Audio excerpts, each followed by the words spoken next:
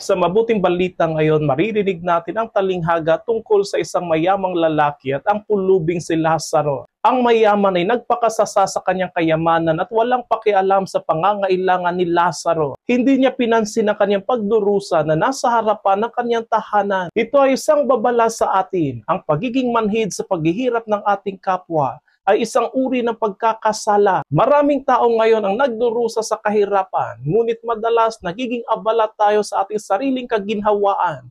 Nakakalimot tayong tumulong at nagiging walang malasakit sa kanila. Nang pumanaw ang mayaman at si Lazaro, nabaliktad ang kapalaran. Si Lazaro ay dinala sa kaharian ng Diyos, samantalang ang mayaman ay nagdurusa sa impyerno. Ang mabuting balita ay hindi nagtuturo na masama ang pagiging mayaman o mabuti ang pagiging mahirap. Itinuturo nito na ang tunay na kayamanan ay ang pag-ibig at awa sa kapwa. Ang kayamanan ng mundo ay pansamantala, ngunit ang kayamanan ng puso, ang pagiging maawain, mapagbigay at mapaglingkod ay nagdadala sa atin sa buhay na walang hanggan. Ngayong Kwaresma, sikapin natin laging maging mapagbigay at bukas palad sa mga nangangailangan. Sa ganitong paraan, tayo ay nag-iimpok ng kayamanan sa langit, kayamanang pang magpakailanman.